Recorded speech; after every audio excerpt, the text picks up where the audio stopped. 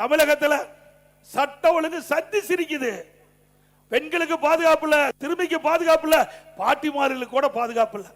அப்படிப்பட்ட கேவலமான ஆட்சி இன்னைக்கு நடந்து கொண்டிருக்கின்றது. அது மட்டுமல்ல, கொங்கு மண்டலத்தில் முதியோர் வசிக்கின்ற பகுதியே திட்டமிட்டு கொள்ளையர்கள் அவர்களை கொன்று அவர்களுக்கு நகை பணத்தை கொள்ளையடிக்கின்ற காட்சி திமுக ஆட்சியில் தான் பார்க்கப்படுகிறது. இப்படிப்பட்ட அவல ஆட்சி தேவையா? ஆக திராவிட முன்னேற்ற கழகம் 4 அதிகார மையம், ஒரு முதலமைச்சர் இருந்தாவே தாக்கு பிடிக்க முடியாது. தமிழகத்தில் 4 முதலமைச்சர் இன்றைக்கு தமிழ்நாட்டு மக்கள் ஆட்டி படுத்திக் கொண்டிருக்கிறார்கள். ஒரு திரு ஸ்டாலின், திரு உதயநிதி ஸ்டாலின், திரு சபரீஸ்வரன், திரு ஸ்டாலினுடைய மனைவி துர்கா, 4 பேர் ஆட்டி படைச்சிட்டு இருக்கிறாங்க.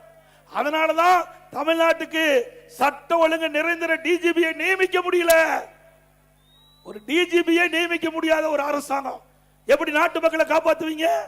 ஒரு நிரந்தர டிஜிபி, சட்ட ஒழுங்கு நிரந்தர டிஜிபி இருந்தா தான் அவர்கள் காவலர்களை சரியான முறையில் வழி நடத்துவார்கள்.